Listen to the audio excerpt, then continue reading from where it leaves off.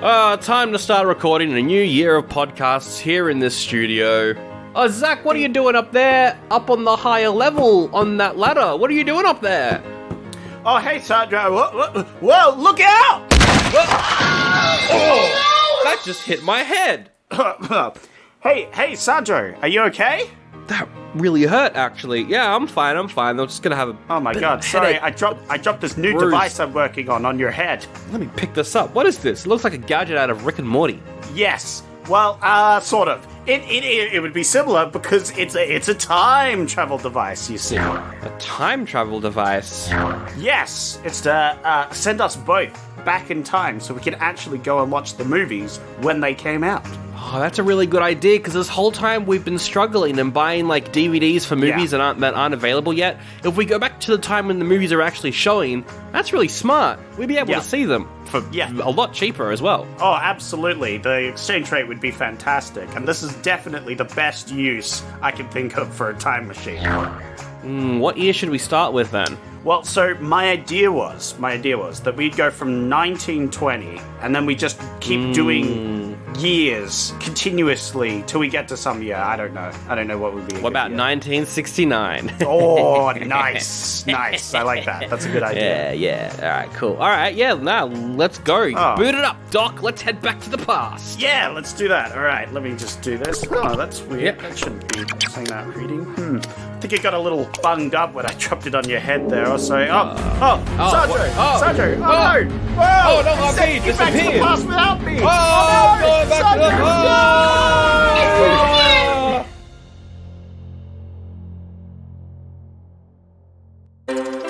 Imagine a year where there's wonders beyond your imagination, the most exciting of which is a sleepwalker. Ooh. Oh my! Random orphan on the street, what year is that? Sir, it's 1920, isn't it?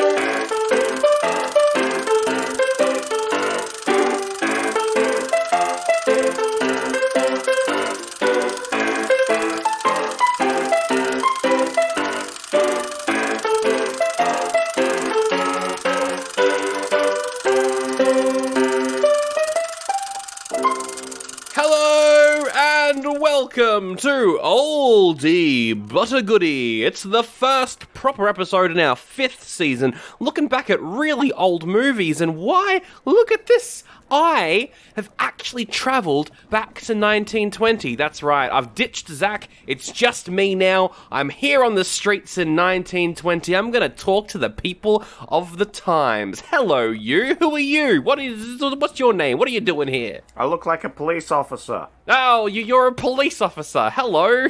Hi, then. What's going on here?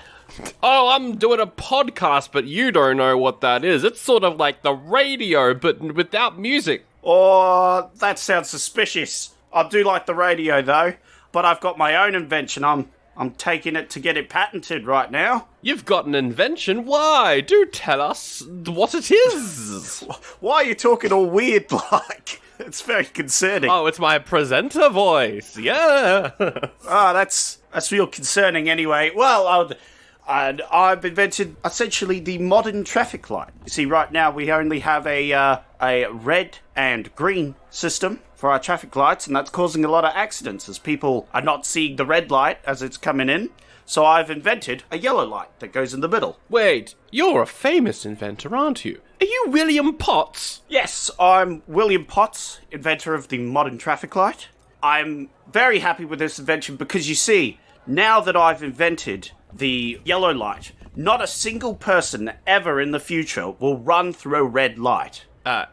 Or a yellow light, for that matter, because it's meant for you to slow down. So, if someone was to come from the future and tell me that people were going through red and yellow lights, that would ruin my entire life. I would be devastated. Oh, no. I would be crying. Do I tell him? Oh my god, he's changing! What is this? Sandro, it's me! What? It's me! Zach, why are you in the body of this Detroit police officer inventor man?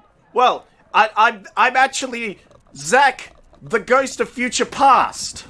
What? And I'm here to tell you how to get back to the future. This is very convoluted. What do you mean get back to the future? I'm here on research in 1920. Yeah, but haven't you realized you can't get back? I can't get back. No, you can't get back. No! What am I gonna do? Well, you can't get back. Oh, how do I get back? All you have to do is do each year as you teleport to them and do the podcast. Oh, I've just got to keep doing the podcast. Yeah. You just got to keep doing the podcast. And eventually, once you get to the end of the years that we're going to do, you'll be teleported back to the future. Oh, okay, so I've just got to review a movie from the year 1920 and then one from the year after that, and okay, I see what the gimmick is. It'll teleport you afterwards. I see what oh my god, it's a British orphan! Hello, Governor. Got any dimes? You remind me of a person we met in the future. I don't know what you're talking about. I'm starving. Give me some bread with porridge in it. Now, orphan, answer me this question. Have you watched the movie The Cabinet of Dr. Caligari? I don't know what that is. I don't have any money for bread, let alone the cinematographic arts. Hey, Zach, do you have, some sort of special power that might be able to put the spirit of one of our regular guests into the body of that young, poor orphan boy over there so we can do a podcast? No, I don't have that exact thing. Oh, wait, actually. Oh, you do? Wonderful. Wait a minute, I forgot. I have this device. Kapow! Oh, what's that? What is it? Where am I? Who are Sandro and Zach? Hey. From Hey. the podcast Oldie but a Goodie? Yep. Hang on, but I don't like that name. Why am I here? Well, we're back in 1920, Ben. You've finally gotten what you hoped for. We're reviewing a film from 1920 because I need to get back to the future, and the only way to do it is to review movies from the year 1920. Oh my god, finally an oldie! Yeah. That's incredible. But hang on, you've addressed the oldie bit, but have you addressed the fact that you're still peddling a false dichotomy? No, we're getting to that. That'll be next year. Hey, Ben, did you want to review the movie The Cabinet of Dr. Caligari with us? Oh yeah, sure. I love that film. Sounds great. Where are we going to do it? Just out in the street? There's going to be a lot of ambient noise. Well, what about in that alleyway over there? Oh yeah, sounds great. Nothing bad has ever happened in an alleyway. In a dark alleyway in the 1920s? No, never. Nothing. Or ever. Ever. Yeah. Oh my goodness. We're here in the alleyway. That edit was so quick. Wow. Wow. The Cabinet of Dr. Caligari is what we're reviewing today on Oldie But a Goodie. Took us a while to get there, but here we are. We're going to be doing movies from 1920 to 1969 over the course of the next year. And because we are doing older movies, historically noteworthy movies perhaps, we are going to be switching up the format just a touch and starting off with a lot of non-spoiler opinions, maybe for like half an hour, 40 minutes, before then getting into the spoiler stuff. So if you haven't seen it, don't worry, no spoilers for the first bit of this review. Speaking of, let's get into that non-spoiler part of the episode. Zach, had you heard of this movie before you chose it? Yes. Yep. I mean, yeah, what? Yeah, I've heard it before, but I didn't really know anything about it. So I was just like, oh, that's a famous movie that I haven't seen. Let's watch that. And now you have. I feel like this is a movie that a lot of people have on their to-watch list, but just have never gotten around to. Yeah. I probably wouldn't have seen it if it weren't for the podcast. There's too many other things to watch. But I'm like, hey, 1920s, let's do this one. I don't think I've ever watched a film with no audio, quotation marks. Really? You've never seen a silent film, Zach? Unless we did one for the podcast. I don't think so. You haven't seen any, like, Charlie Chaplin or anything? Nope. Wow, okay. Well, hopefully this has opened a new door for you, Zach. One through which you can step comfortably and with pride. I won't, but yeah absolutely. That sounds great. Okay. Well, you will for the next probably 7 episodes. Ah, Yeah. damn it. Yeah, you're right. Damn it. There won't be sound for a while. I won't be proud, though, but I'll do it. The hero we truly deserve. Yeah, I hadn't seen this movie before either, so it was great to be able to watch it for the first time. But Ben, you have seen this before. Yeah, I've seen it maybe like 14, 15 years ago, something like that. One of the first films that I think you watch when you're sort of starting to get into film, that's what I think anyway. I don't know about you two. But I think I may have even seen it in like an intro to cinema studies class. Yeah. Or at least, adjacent to it. I think delving into film history is the only way to really learn about cinema. So if you're interested in it for either to make it or because you love it, I think you got it. So, and this is one of the classics from that period of filmmaking. So I think everyone needs to see it. So I'm glad you two have seen it. Yeah, finally checked it out. Now, this is considered by many to be the first ever horror film. If you look at what horror films are today, I think it's definitely the first one to have sort of really aligned itself with that form. There's been like other films that have sort of referenced horror elements, I suppose. So, even from the same year, we had like a Harold Lloyd short, which was people pretending that their house was haunted. But I think, definitely like films had been made before, that were sort of horror in maybe topic, but maybe not in form, perhaps. That's it, because it hits a lot of beats of horror movies. You can see the sort of like the start where it's the slow build up of like what's going on, what is this thing, and what's happening, and then suddenly there's like, oh, there's murders here. It's like, oh crap, things are going wrong. Like, yeah, and things of like atmosphere creation, and I don't know. I mean, it all sort of like all of these elements I think existed earlier, but there's certainly an argument to be made that this was one of the first.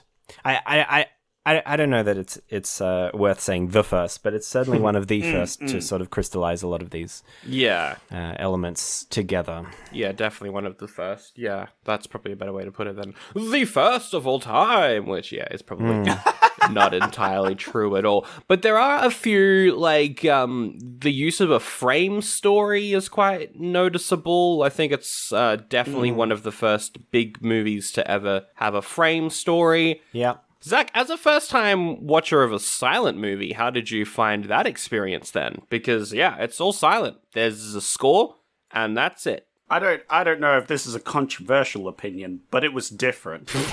I'm really stepping boundaries now, I know. I can't believe you said it. Yeah. I think you're going too far on this one. I'm going to have to leave again. Okay, no. First off, you can't till I zap you back to the future. Oh, yeah, shit. Second, okay. Yeah, good luck with that one. But, I enjoyed it. I liked that it was kind of more of like a stage play sort of thing. Yeah. Because obviously that's what the actors were more used to.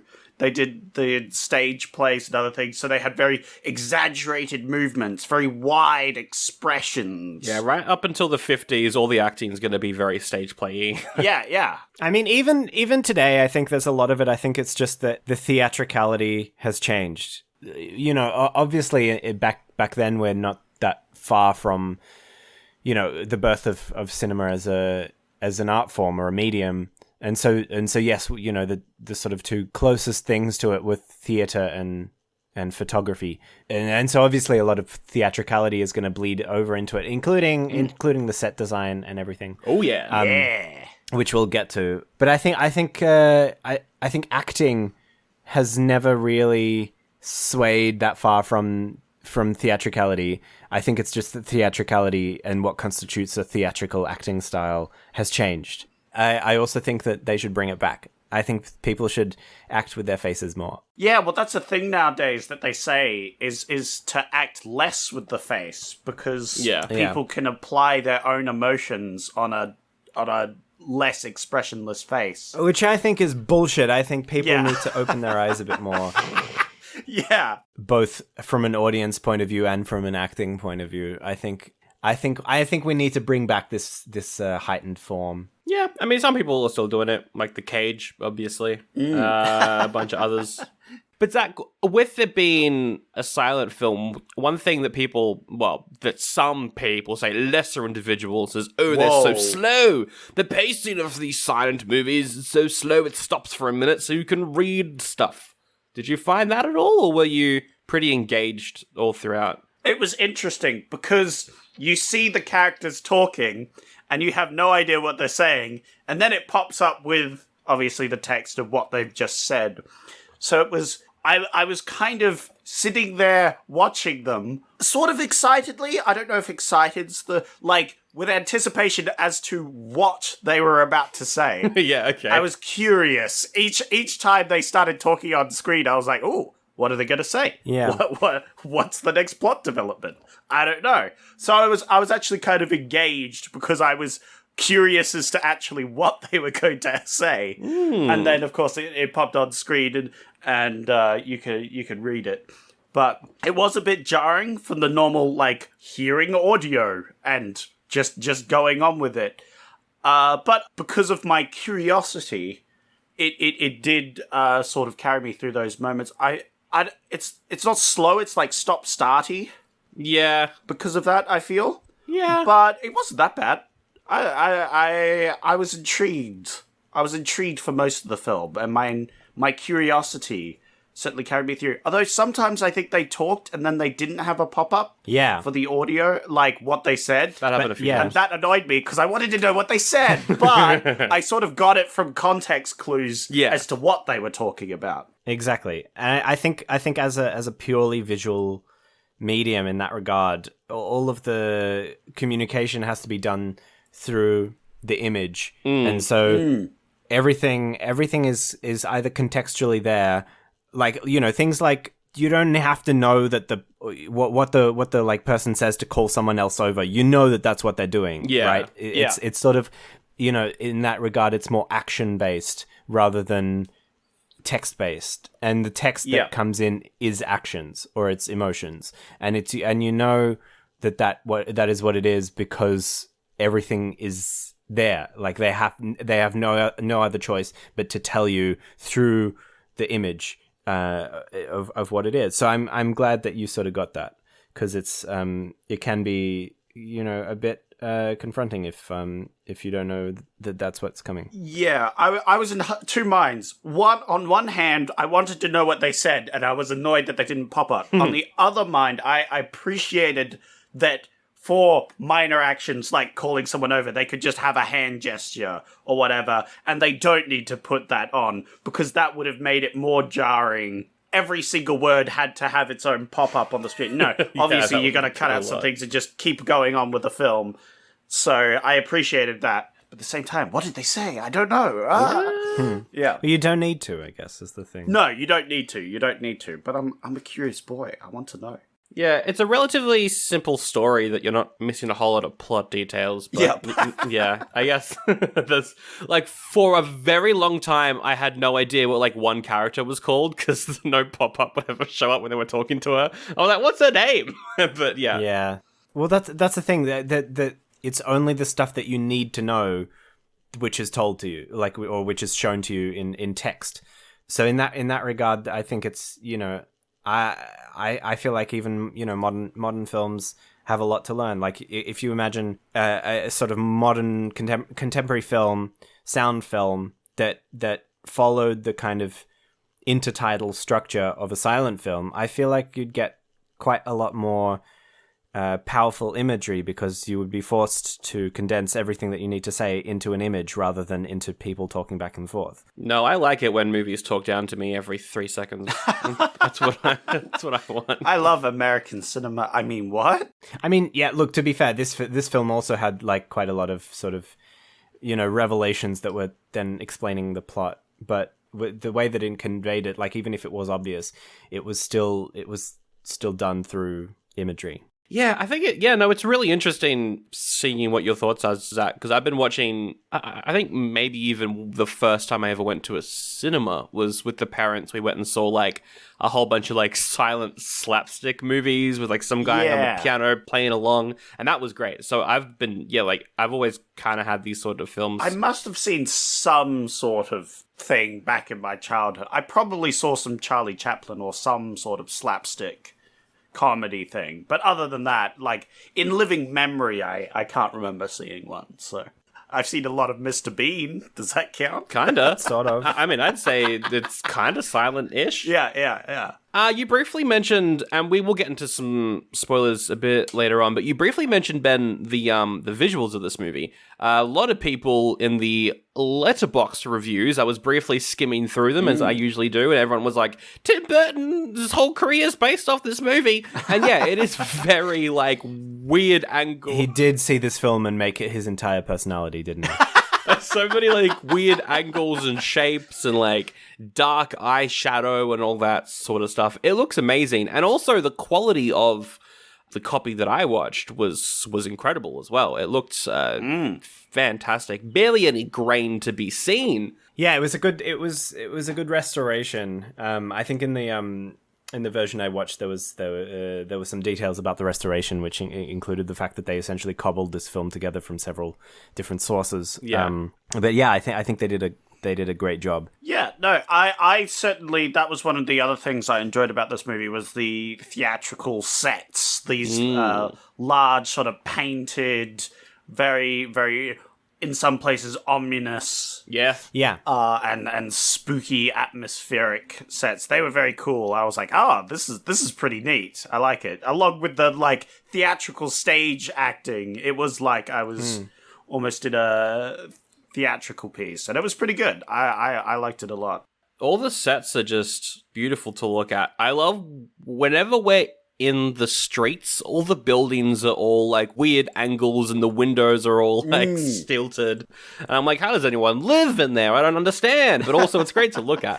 And there's one scene as well where it's like a garden sequence and we see all these like weird plants. They're all twisted and in odd shapes. And then someone like walks past and like brushes it and it moves like a normal plant. It's just a small detail that I picked up on, and I was like, "That's amazing." How'd they get that to work like that? It's so good to look at. Yeah, absolutely. It's the height of German Expressionism in that period, and sort of you can see why it's a sort of precursor to Dadaism and Surrealism and things like that, where it or maybe not a precursor, it sort of was developing around about the same time, but it was a huge influence visually, and it does serve to create an incredibly intriguing and unsettling atmosphere, I think, right from the very beginning. I would argue right from the very title screens, which are sort of similarly angular and off-kilter. It makes up for a lot of, if later on you're like, I don't know what's going on, or sort of not following it, or potentially you need a little bit more of a kick to suspend your disbelief for certain things. I think the fact that you've had all of this magnificent visual setup in the beginning to create this atmosphere, I think that kind of provides that kick, potentially. I know, that's what I felt. I thought it needed more CGI. Oh my god. Yeah. Oh no. Just put shiny giant monsters in there to battle each other. Yeah, now it's talking. Sure. But who was the real hero of this movie? Yeah, I think my friend Matt Painting might have a little word or two to say. Great. Yeah, no, it's really good. It's really good. And we are big font boys, Zach, and the font of this was marvelous, wasn't it? We're font boys. You're font boys. But yeah, no, the font was fun because it was all like hand painted, I guess, hand drawn, handwritten. Yeah, probably. In this sort of wacky slanted font sort of thing, much like it matches the sort of motif of the rest of the movie. Exactly. But it's just a bit off, just a bit weird. Something's going wrong. What is happening here? it's important to have that in a film where if characters talk, you need to have that on screen. So it needs to have that sort of atmosphere as well. So it wasn't just like, wooden text on the screen. It had its own little feel to it. I appreciated it. Yeah. No, I think it looked really, really cool. We haven't really talked too much about the plot. We'll get into plot details later on, but there is a lot of plot here. For a film that's like an hour and 10 minutes, there's quite a bit here to talk about. It's a good plot. I like it. There's many different aspects. Very kind of psychological thrillery, which I think is really cool to see a lot of pieces being set for future movies. A lot of people comparing this to Shutter Island on Letterboxd, which I mean, sure, I guess. No spoilers. I haven't seen it. He's waiting for it to come out on Blu-ray. No, I'm just there's a lot of stuff to watch. I just haven't seen it yet.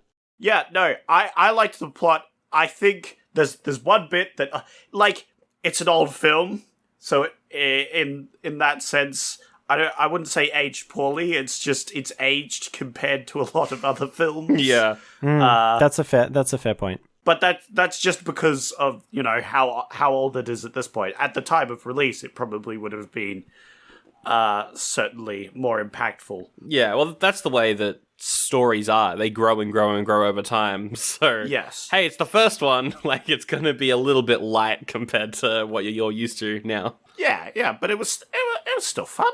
And I think there was a lot of narrative to it, where there's like a lot of it's like there's a lot of plot points, a lot of different things happen. There's a lot of mystery. Yeah, which I think tied into a lot of the sort of popular gothic and mystery stories of the day, because that was how they moved. It was like bam, bam, bam. This happens. This happens. This happens. I think plot heavy films were pretty normal back then. That's certainly what carried me through the film, was the mystery of everything. There was a lot of different things where I was like, what is this? What is happening here? What's going on? I don't know what this character's about, And then it all ties together at the end. Yeah, that's it. Yeah, it's really well done.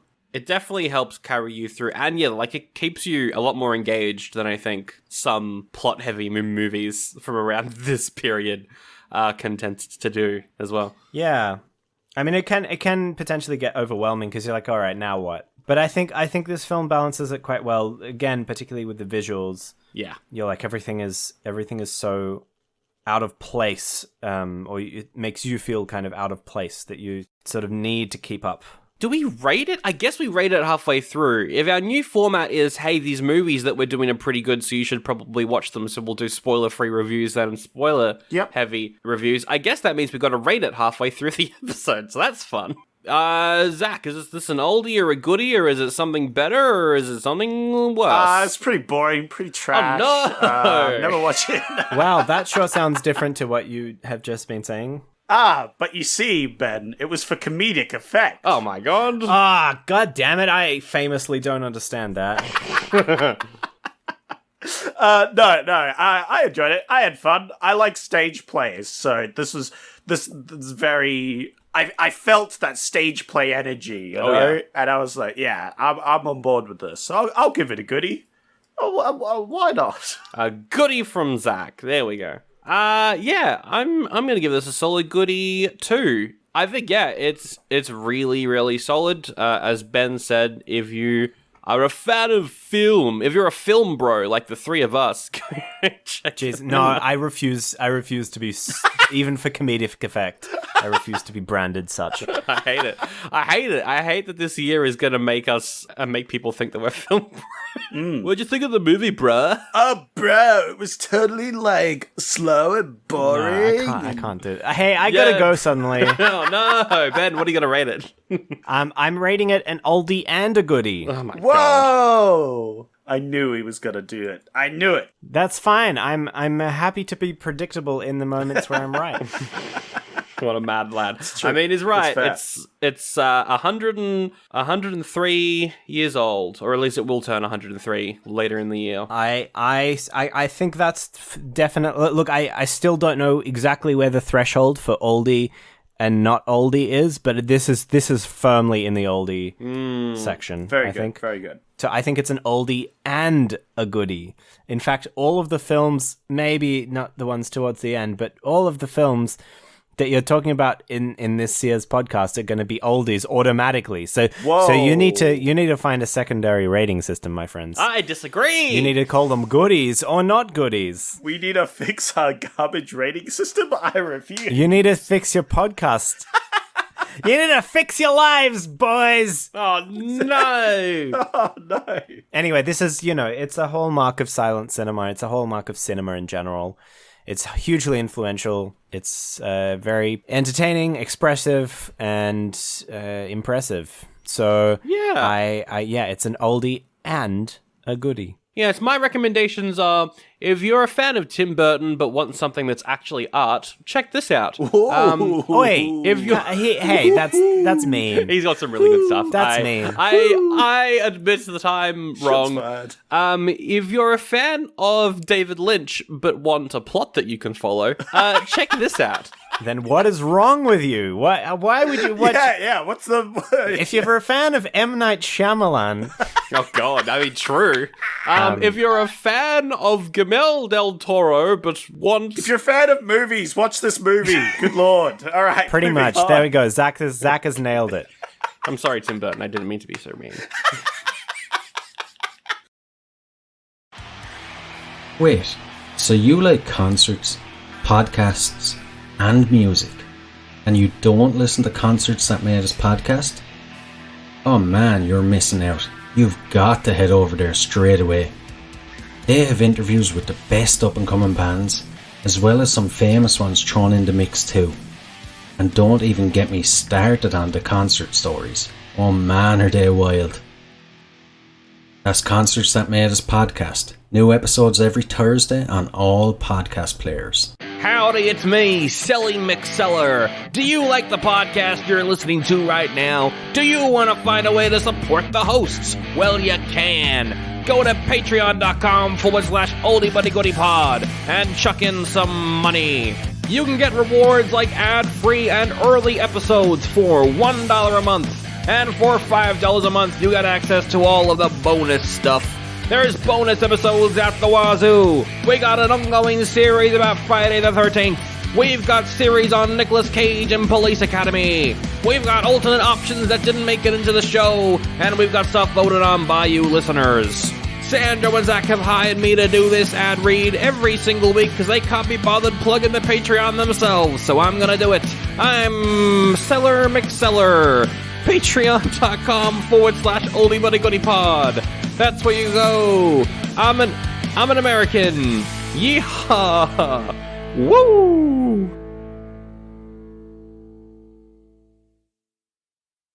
Let's talk about some details of the movie, starting with the director, Robert Wiener. Spoilers. He's done a bunch of films. He did another film in 1920 called Genuine, which has the same sets, I think. The story of a pony. Wait, no, it's not. Haha, it's the story of a vampire. It's a succubus. It's not as good. It's still good, and it's quite visually striking. But it's, I think, not as good. It's also hard to say because it's sort of existed in different versions that I don't know. It's hard to find the genuine version. But it's still quite good. Yeah, when you look up German Expressionism, it's Dr. Caligari, that Nosferatu are all kind of on the same level according to a lot of the lists. So yeah, it could be worth checking out if you're a fan of this. And apparently as well, I read somewhere, it might have been an interview that he did, that the twist at the end was not originally a part of the writer's visions. Those writers being Karl Mayer and Hans Janowitz. Which I think is really interesting. I think it's interesting that they added a twist in after the story was written. I'm not sure, like, is this Marvel? I don't know. I liked the twist. I wasn't expecting it. So I thought it was interesting. But yes, I'm a little conflicted, if it's not the original writer's intention. Yeah, but that's what happens in filmmaking, a script is a blueprint. Yeah, exactly. Yeah. So the director, Robert Wiener, he directed quite a number of films, but a lot of them are lost, which is sadly the case for a lot of films of that era. I think apart from The Cabinet of Dr. Caligari, he did a film called The Hands of Orlac, which is probably his next most famous film, also starring Conrad Veidt. One of the writers, Karl Mayer, who co-wrote this film, also was a co-writer on several other quite influential and notable German films, like Sunrise by F.W. Murnau. Murnau, obviously, being the director of Nosferatu, Yes. which came 2 years after this film. So this film is, potentially Nosferatu is more known. But yeah, this film came 2 years earlier. Well, jumping into the plot real quick, speed run. This is Dr. Caligari. He's at a circus. Caligari. Caligari. That's Italian. This is German. Well, it's revealed that it is revealed that he's an Italian. That's true. So that's how he would have said it. No, this was silent. He wouldn't have said anything. Oi, oi, oi. Oh, right. Damn it. That's not the start of the film at all. The start of the film is two people sitting I'm upon speed running. Okay, all right. I'm speed running. There's a circus. There's a sleepwalking man. There's some murders. You were crazy the whole time. The end. I need more details than that. Did someone say details? I love details. Yeah, there's a frame story, which is one of the main characters, Francis, telling this guy who has apparently seen spirits, but we never get any information on that. He's telling that guy the story that we're learning about. It's the entire Caligari story, and we suddenly see what appears to be a possessed woman walking into the frame. Immediately we're like, what is this? Who is this? What's up with her? And apparently it's his fiancée. And they're sitting on a park bench, and suddenly the film turns into Forrest Gump. My mama always told me life was like a box of Sleepwalker. Whoa! My mama always told me life was like a cabinet of Dr. Caligari. You never know what you're gonna get. And then the person's like, what do you mean a cabinet of Dr. Caligari? And then like, well let me tell you the story. Woo. Yep. Francis is played by Frederick Feher. He's really good. He's in a bunch of things. Heaps and heaps of German movies from the 1910s to like 1940s. I think he's really good in this. And Jane, who is his fiancée, is Lil Dagover. It's time to play a game. Did they meet Hitler? She did. She met Hitler. Oh. That's a fun fact. Yikes. Yeah. We gotta be playing that game a lot this year. Yeah, probably. Yeah. Great. She was one of Hitler's favorite actresses, apparently. Oh. But to make up for it, after Nazi Germany fell down, she appeared in an anti-Nazi film. Aha. So who knows? Who knows where she really lied? Well, there we go. That's good. Yeah. Anyway, she was a huge film star back in the day. Which is interesting because she's barely in there. Yeah. I think I don't know if it was like a name thing or whether it was they had to have this character, so they may as well have one of the biggest film stars of the time in it. I mean, she was like probably like in the start of her film career, but she'd been working for five or so years. She is quite an important character in the story. Oh, so. yeah. We just don't see her very often. Yeah. Then we flash back a little bit into the town, and yeah, you're right, Zach. There's a carnival. Whoa! Carnival. And you know it's a carnival because there's a monkey and one of those guys that plays music with it. An organ grinder. Yes, that's the one. Oh, I think you'll find there's a different sort of organ grinder later in the movie too. Oh, I hate that.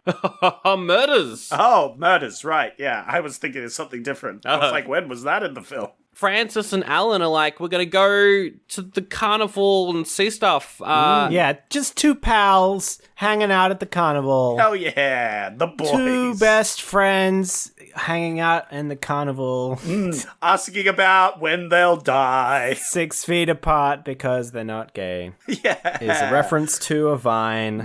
Don't worry. Oh, well, the actor who plays Alan that's Hans Yes. V. Tau. Hans-Heinz V. It's von Twardowski. Whoa. Yeah, he did escape Nazi Germany, or, well, before... When he realized that Germany was about to become Nazi Germany, Yeah. he did escape because he was gay. So, there you go. Yeah. He is barely in the movie as well, because spoilers, he gets killed off very quickly. But he is also excellent. Yeah. He's great. Yeah. He was also in Fritz Lang's Spies, which is a great thriller. Oh, I've heard of that. Yeah. He's a perfect character to die early on because he's like the best friend. He's a big smiley guy. He's like, oh yeah, let's go to the carnival. Woo! Nothing bad could possibly happen if I ask this weird, somber individual how long I have to live. Yeah, so there's a character, so Dr. Caligari, he's like, I have a tent, enter my tent. By the way, Dr. Caligari is played by Werner Krauss, who is a Nazi. Cancelled! Oh. Yeah. Oh, shit. Yeah, he was hugely anti-Semitic, and... Which... You know, I don't know how he worked on this film because the director was Jewish, but, Yeah. you know, hugely anti-Semitic and very much supported the Nazis. So Wow. there's been quite a lot of readings of this film as sort of a deconstruction of fascist ideology, which Yeah, I read that. I think was probably, you know, not in the director's minds when they were making this. It was No. just generally they were telling a story, but it's if you read it that way, it still works. But they go to his attraction, and he's got Kazare, who is a somnambulist. Somnambulist. Sleepwalker. Sleepwalker guy. He sleeps on a coffin like a vampire. Yes. That is the cabinet. Yeah, there. He actually, it's the cabinet. Wait, it's the cabinet. The cabinet? It's the cabinet. You know the one where it's like we're watching a film called The Cabinet of Dr. Caligari, and then I remember, like, I did that. You know, 10 or so minutes into the film, we see another title pop up that says The Cabinet of Dr. Caligari. Well, that's the cabinet of Dr. Caligari. Whoa. He sleeps in the cabinet of Dr. Caligari. I thought the cabinet was meant to be an allegory, though. No, it's a Caligari. Oh. Not an allegory, it's Caligari. Allegory. Ah. Hey, Zach, if you saw a sleepwalker in a coffin wake up, what would you ask him? I would ask him, man, how long do I have to live? Whoa, why would you ask him that?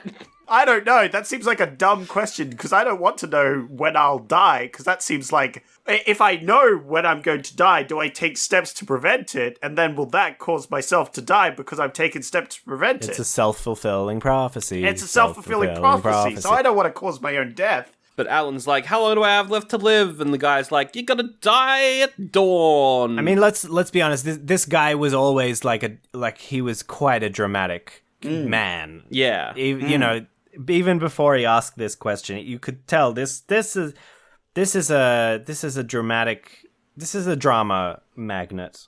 What a drama queen. Always asking about his death. You know, you go to a party, you have a few drinks, and it's like, hey, how's it going? And he's like, I wonder how long I have to live. When will I die? When will I die? Then he gets murdered. He gets murdered in a scene that's quite striking because it's all done through shadows. And also, yeah, he's striking him with the knife. Yeah, strikes him. There was a pun there. Yeah, it was shadowy, and you know, And it leaves the mystery of who did it. Also, can we just go back to the reveal of the somnambulist from behind the cabinet? Because his face was incredible. The makeup on that face and his expression.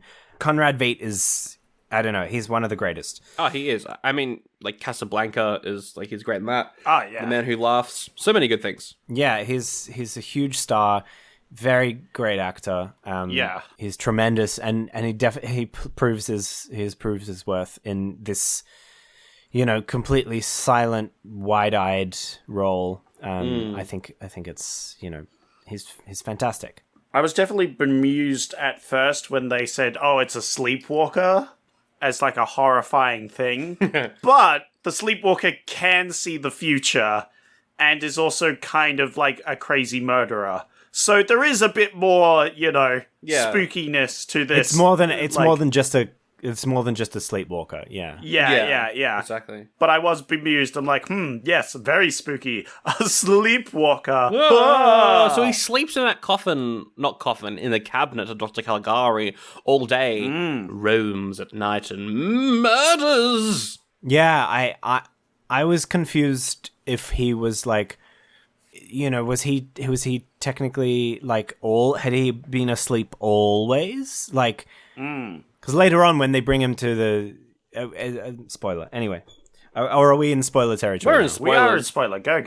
Okay, well, so later on when they bring him to the asylum, he's already asleep. So it makes me wonder whether he has ever been awake. I think the idea is he never really wakes up. It's just sleepwalking and sleep talking. Sleepwalking and talking, yeah.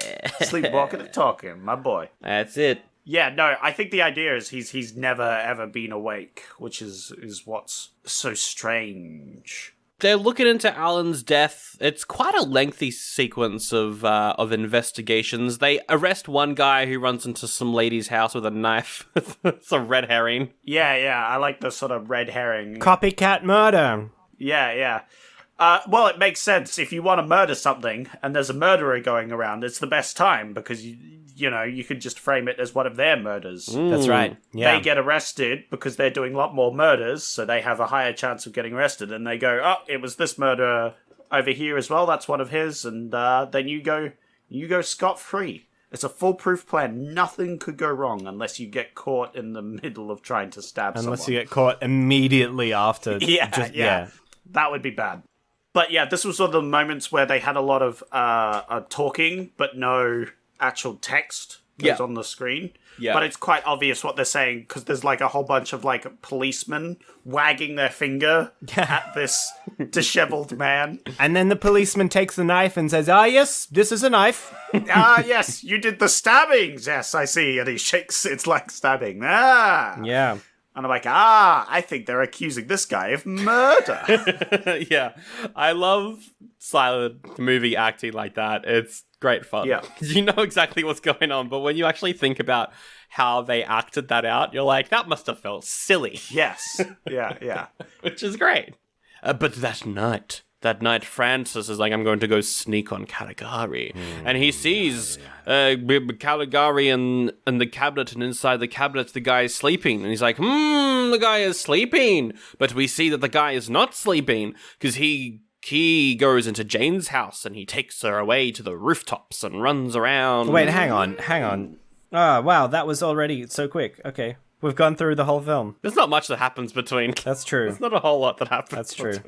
Now. I just thought that like it really is that every aspect of it is so striking that like when you start actually just talking about what happens, there's a lot less to talk about. Because I was like, I'm reading through my notes here. I'm like, look at his little tiny house that he lives in. Oh yeah, Caligari lives in like a doghouse. He lives in this like caravan kind of one room like studio caravan. Yeah. With his little tiny house with the cabinet inside, which is coffin like, and then everything happens so quickly, and they're like, oh, I'm gonna inspect this person immediately after the murders. Yeah. No, like I was starting to think this Dr. Caligari guy not really that nice of a guy. Could be kind of a bad guy in this scenario. And then they get a thing saying, oh, the murderer's been arrested, and they leave, and he's like, excellent. Yeah, he's like, wonderful. All of these facial expressions and stuff, it's really adds to the experience so much so that as soon as you start trying to just go beat by beat to the plot, I think you lose a lot. It's interesting here when the somnambulist approaches the girl and goes to stab her. He like decides not to and then kidnaps her. That's displayed quite well in the sort of actions. Yeah, we never know why he does that. Why? Because he falls in love. Yeah! Because he's been tasked with killing this woman, and then instead of killing her, he's like, oh my god, look how pretty she is.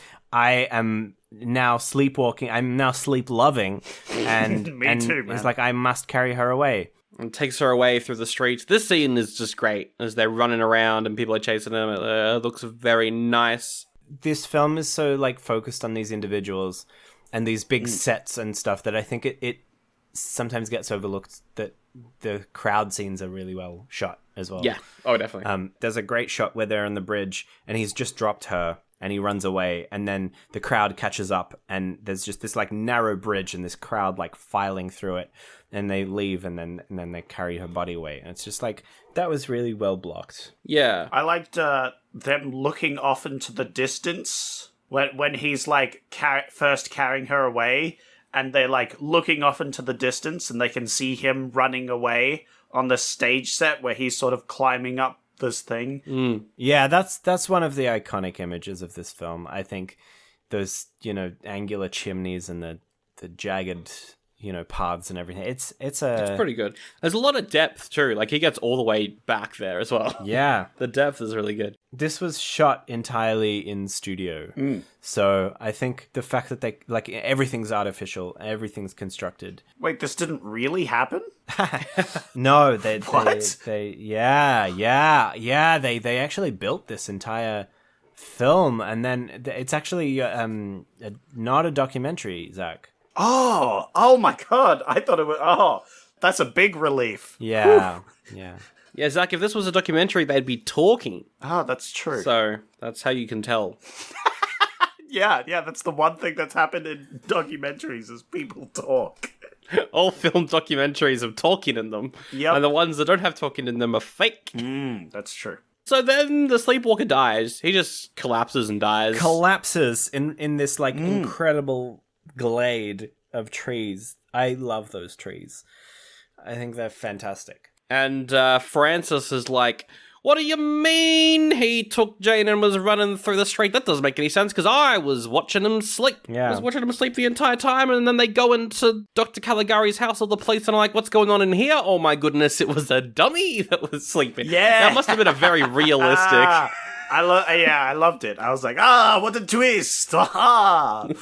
It's fantastic. And then he runs away to the lunatic asylum. Oh, shit. Yeah, Francis is like really closely following Caligari too. Like as they're running towards the lunatic asylum, he's being followed quite closely. But for the sake of the movie, I think it's fine. It's just quite funny picturing two men. Like one of them's trying to sneakily follow, but he's so close behind. It's just funny to think about.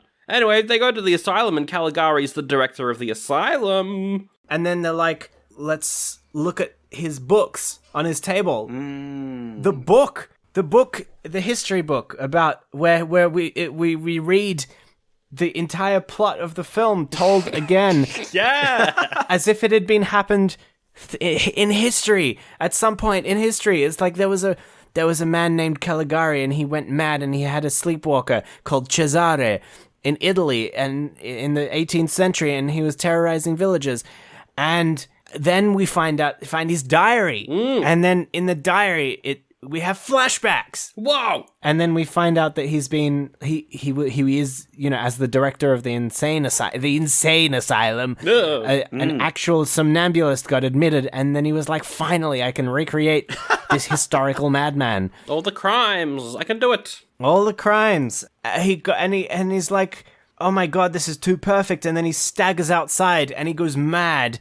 And then all these messages start tormenting him through the streets. That was really cool. And all of this text starts appearing in the sky and on the walls and out of frame. And it's the frame gets covered in "You must become Caligari." Yes. And then he does, and he becomes Caligari. And then that's when they confront him with all of this information, and he goes mad, and they put the director of an insane asylum into a straitjacket. I do like how whenever someone gets admitted to the asylum in this movie, it's just a bunch of orderlies running up and putting a straitjacket on them. Yeah. Which is a good way to communicate to the audience. I mean, it communicated to me. I'm like, yes, straitjacket. That mean he crazy. Again, visual simplicity. Yeah, no, it's a cool twist, I guess. It's kind of silly, but I like it. I think it was great. It was like, wow. It was good. He actually decided to recreate this this historical example, and then the bench story finishes. Yep, the framing device. The person who's telling it to is very, very shocked, and then we cut to the insane asylum. We see that. Hang on, that's Cesare. I thought he died. And wait, hang on, why is he not asleep? Why is he merely walking around dazed with a rose? What is going on? And then we see the fiancée, whose name is suddenly revealed to be Jane. And we see her, and she's sitting, staring off into the distance. And our friend from the bench walks with his friend from the bench into this asylum. And then they starts looking around. It's like, what's going on? And then looks at his fiancée. Is like, well, now can you marry me? And she's like, I must follow the real truths of my heart, or something cryptic like that. and he's like, what is going on? I don't understand. And then the director comes out, but without all this theatrical makeup and glasses and wild hair. And he comes out and he's like, hang on. No, it's you. You did this. You're Dr. Caligari. What is this? What's going on? And then he just freaks out, and they put a straitjacket on him and send him to his room. They put him in a straitjacket. Oh my god! Whoa! And the director's like, I see. You think I'm Dr. Caligari. Now I know the truth of your delusion.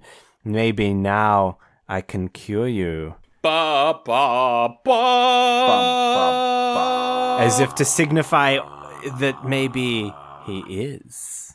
What is this twist? What a twist. Twists upon twists upon twists. Yeah, Mwah. that's right. I mean, it kind of explains why all the visuals were so weird and unrealistic if this was all inside of his mind. Because actually it was all imagined in his brain. Maybe. We don't know. Or was it? What a twist. What do you think happened, Zach? What's your interpretation of this twist? That everyone in the film's crazy. Yeah, that's probably correct. I mean, obviously, going by the very ending, you could say it's all in that one character's head, because all the other characters in the insane asylum are the characters of the story, so he's just made up a story about these characters in his head, and then, of course, blames the director. And so the director's like, so this is your delusion, now I know how to cure it, sort of thing. But also... Or is it? Or is it? That's the real question. Da-da-da. I'm going to go with the boring interpretation. What is your interpretation, Benjamin? My interpretation is that it was all a ruse. What's your interpretation, Ben? What? Oh. I think that the mystery is the thrilling thing where you don't know and you can never know. And I think that's what's thrilling about it. Oh, I sure hope they don't over-explain the ending in a sequel or something. You think explaining it would ruin the whole point of the film, and trying to find the answer is not the point. Yeah, that's right. You hear that, everyone who's overanalyzing Twin Peaks? Yeah. Yeah, don't overanalyze Twin Peaks. That's just a dead end. Just enjoy it, honestly. Yeah. Yeah, that's the plot of Dr. Caligari. It's an interesting plot because it's like, you can see the seeds for so many classic stories in there, and various directors and what they end up doing, and various genres and like the direction that they go in. It's really interesting going back and having a look at film history. But it's also, as its own story, it's very engaging and very fun, and a lot of really great characters. Yeah, I wasn't sure how it would hold up after watching it as an impressionable young film fan, because, you know, watching it then I was like, oh my god, this is incredible. But watching it now, it's still incredible because it's so singular and, you know, visually striking and expressive, and I mean that's why they called it expressionism. But Whoa. and I think that like the acting in it is so engaging, and the story is so thrilling to follow. I think, again, it's so difficult sometimes to suspend your disbelief when things appear ridiculous or appear heightened. But I think when something draws you in so much that you have no choice, I think that's what has made this truly great. Gollum has an unhealthy obsession about some bit of jewelry. Doesn't even know just what the precious is. Stupid therapist. Cookie Monster's a bit of a stress eater. Cookie, cookie, cookie! And homicidal robots really just want their best friend back. I know I did and said things that she regrets. But why is that my problem? But what all these monsters really need is therapy. The podcast Therapy for Monsters finally puts monsters in the therapy chair with a real therapist.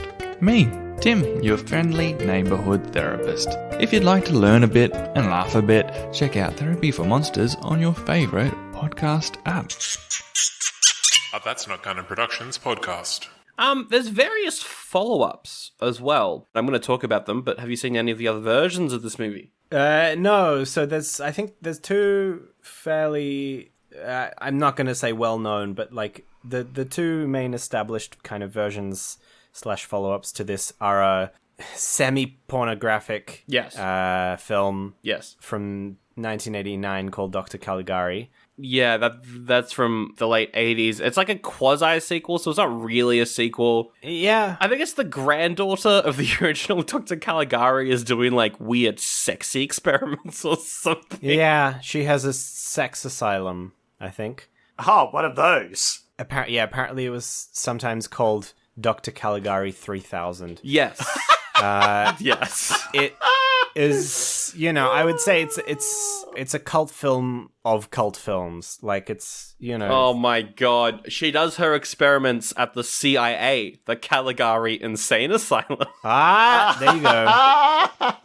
That's pretty good. I've been told about this film before. I've been recommended it.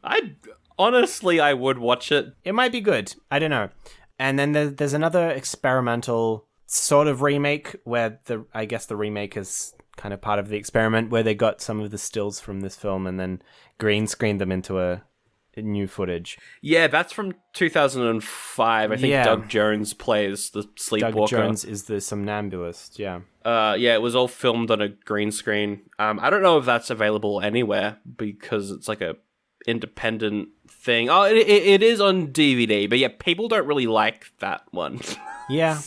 Yeah. But it is a thing. There's two others. There's The Cabinet of Caligari, which is written by Robert Bloch, who wrote Psycho, the book Psycho that was then turned into the movie Psycho. But I think it's just the title. They use the title as a sort of signifier, much like this other film, The Cabinet of Dr. Ramirez. Yes! Which I think, springboard. With Joan Cusack, never released outside of Sundance, but it is a silent film. I probably wouldn't watch it, but there's a bunch of other versions and stuff and things, but this is what we're doing. Last year we did crossovers with other famous movies. We've also done sequels, but one thing that we've never touched on is the idea of a complete remake. Because we're doing movies that are quite old, we're going to be remaking them. I think that's a terrible attitude to have, Sandro. What do you mean? I think that these films shouldn't be touched.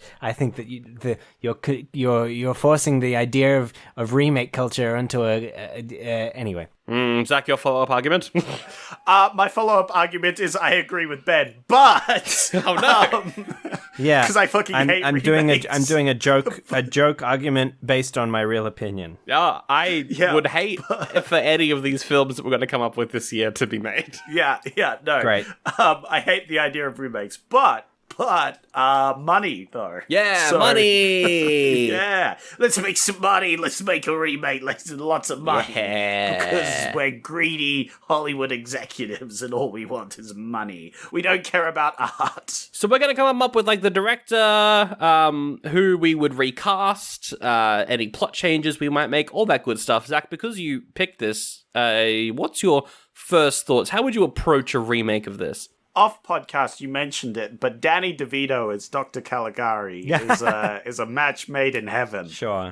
That's Letterboxd's casting, yeah. Yeah, and that's a match made in heaven. I can't unsee it now. I want it in my life.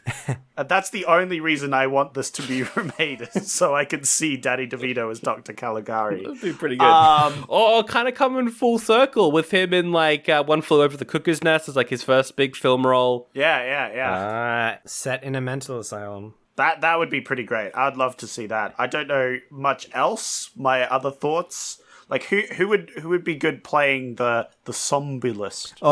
Timothy Chalamet. That was my first thought, was Timothy Chalamet, yeah. No. Do you know what? I think I'm just looking out for Timothy Chalamet's health. I think he needs a break. I think he needs to go on a long break. He's been working so hard the last 5 years, 6 years, 7 years that I think he just needs a break. Well, who else would you cast as him then? You know what? Daniel Radcliffe. You know what? Yes. he would. Yeah, he would love to do something like this. Ben Stiller. Ooh. From the 90s. Well, yeah, are we... Oh, okay. If from we're the doing 90s, this, yep. like, we're making them now, right? It's like now... Okay, Yeah, all right. yeah, we got to do it now. I don't know about Francis. We kind of need, like, an everyday kind of middle-aged man as Francis, I think. He's not, like, he's, like, young to middle-aged. I think he's like in his 30s or something. I don't know. Maybe he just looks a bit older. Yeah, no, I think that's just people back then looked older feel. I think he's meant to be quite young. So, Okay. Yeah. Tom Holland?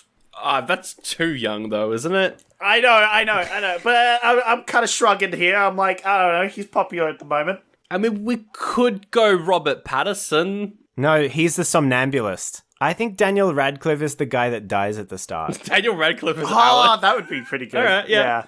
That'd be pretty good. I like that. No, you know, Matt Smith as the guy that dies at the start. Yeah. Because he kind of looks like Matt Smith. But it's still not answering the question of who plays Francis. David Tennant. Chris Pratt? No! Chris Pratt in literally everything. Let's go. No. Let's put him in something else. No, do you know what? I challenge you to not have Chris Pratt in a single film this year. Oh, damn it. I'm not talking to you, Sandra and Zach. I'm talking to Hollywood. Boom! What about Andy Samberg? Oh, yeah. No, that would be good. I'd like that. That'd be fun. Andy Samberg in a dramatic role. Sure. Who are we casting as Jane? I think Aubrey Plaza. Aubrey Plaza as Jade, I think, is a good pick. Although these are, like, now all comedic actors. Danny DeVito, Andy Samberg, Matt true. Smith. The old comedy. Hey, no one said this could be a comedy version. Sure. That's true. But it's a comedy version that gradually turns dark. Yeah. Oh, that'd be sweet. I'd love that. Yeah. It starts off because we could have that theatrical feel to it as well, where they're being a bit extra in their emotions and feelings and things, and then it all starts to turn all twisted when people actually start dying and gets a bit messed up. The idea of Aubrey Plaza reminded me of the TV show Legion, and then for Francis, I was like, well, what about Dan Stevens then? I did. Do you know what? I was thinking of Dan Stevens for The Somnambulist. Well, he does have that emo, tall, lanky sort of look to him. Maybe that would work. I mean, he's not as big of a get as Radcliffe. Yeah, but I don't see Daniel Radcliffe as this somnambulist character. I think if he could be Francis. Radcliffe is Francis instead of Samberg. I think that works quite well. So Daniel Radcliffe is Francis and Dan Stevens. I think Dan Stevens needs more work. I have a lot of time for Dan Stevens. My first thought for director initially was Robert Eggers, but that could just be because he's remaking Nosferatu. Do you know what? I think he needs a break. I don't like it. I disagree strongly, but... What about James Cameron? He's not busy with anything at the moment. Come on. What about Justin Benson and Aaron Moorhead? Yeah. Are they writing or are they just directing? Because their writing style is not going to suit this. No, they're just directing. Is this a silent movie, though? Yeah, why not? One of the scenes in the film I want to expand on is the sleepwalker, the somnambulist ability to predict the future. I want them to ask a few more questions before they ask the how long will I live sort of thing, So you want to stay a little bit longer with this, with the clairvoyancy? Yes. Which I think, we could stay there for a while. Yeah, a few of the actors asked a few different questions. I want to know what this thing, because they only asked the one question and then leave, and I just wanted to know, what else can it predict? Does it only predict the future when it can fulfill the future that it's predicting? Ah, interesting, yes. Because that's the only question we see in the film, is that he will die by the morning, and then the somnambulist goes and kills him. So obviously the somnambulist is going to be right if it fills out its own prophecy. I like it. Yeah, so I just wanted to explore that a little bit.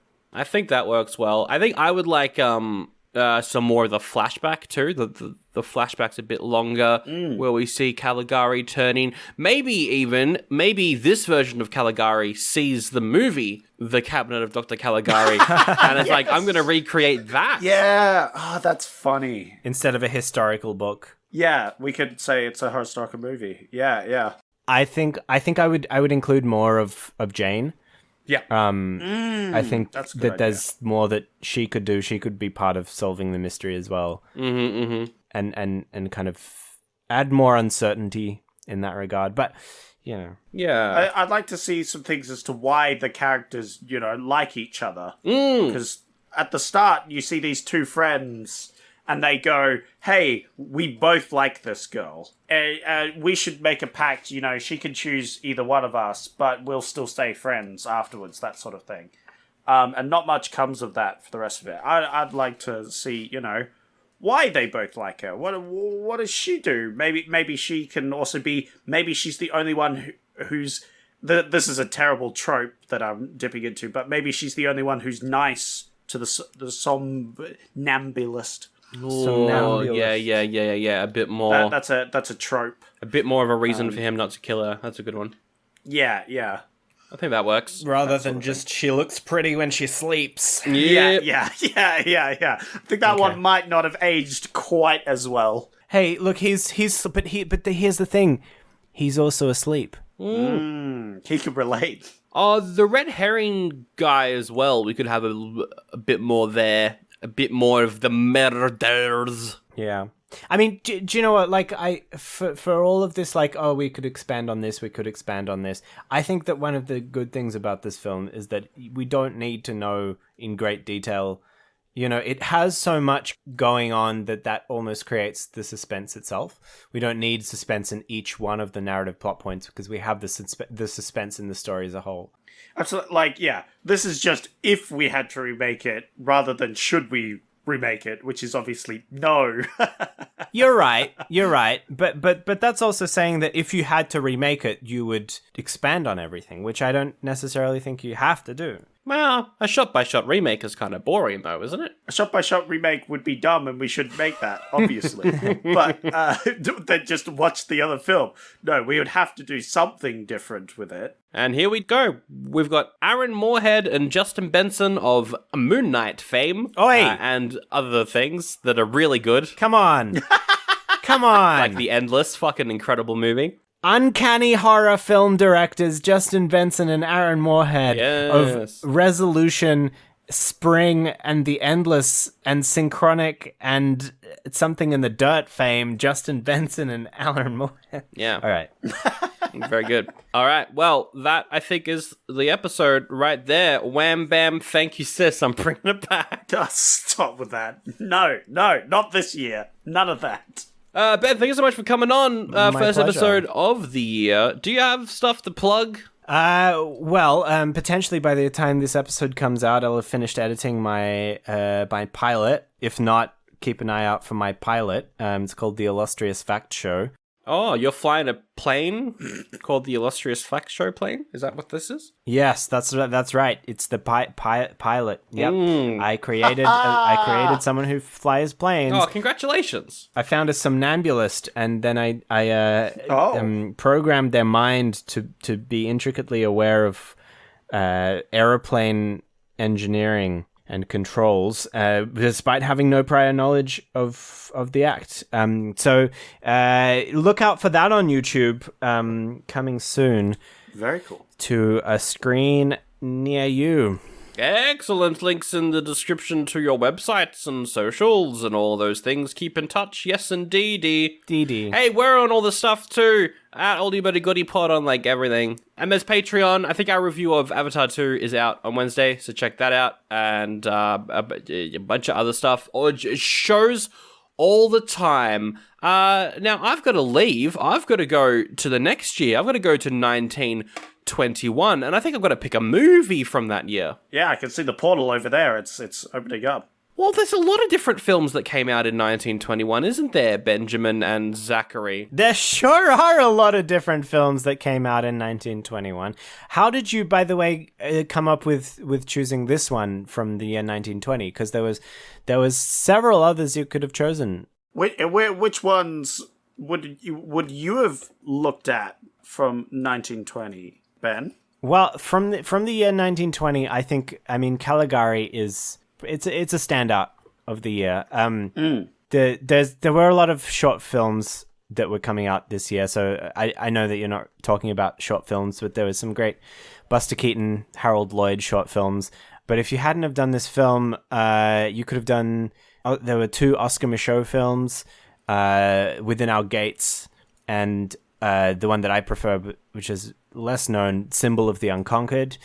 There's a Swedish film from the director of next year's. By when I say next year, I mean 1921, because we're in 1920. Yes. Of next year's The Phantom Carriage, The Monastery at Sendomir. You could have also done The Golem. Oh, yeah. There's a Dr. Jekyll and Mr. Hyde. Yeah. There's a couple of Todd Browning films. I know specifically for monster films, we're not trying to pick a lot of them because there'll be a lot during the movies we'll pick, and we definitely want to do some specific ones. So that's a reason we haven't picked a lot of monster films early on. I mean, yeah, fair enough. But I think overall, Dr. Caligari is pretty much the obvious choice. Yeah. In terms of 1921, what were you considering for 1921, and what did you ultimately pick? Well, you mentioned The Phantom Carriage, which is another horror that I think I would enjoy checking out. Swedish this time around. Great film. That would probably be maybe my pick, but I don't know. What else have you got? There's heaps of stuff. There's like Three Musketeers. I love that story. Really enjoy that. I know that Mark of Zorro was an option for 1920. So 21, Three Musketeers, quite similar. I'm intrigued by like Lost Atlantis, but it's 3 hours long. But I'm also seeing a little something over here, a little something called The Kid. Oh yes, yep, Charlie Chaplin. Yeah. Which is Charlie Chaplin and a kid. And I'm pretty sure I've seen this one before, and I think it's pretty good. And you know what? We're doing the 20s. Who's one of the best filmmakers from the 20s? Why, it's Charlie Chaplin. Sure. So I think I'm going to go for that. We started off on a high note with Caligari. Let's continue with a high note with some Charlie Chaplin. That's my pick. Charlie Chaplin, The Kid.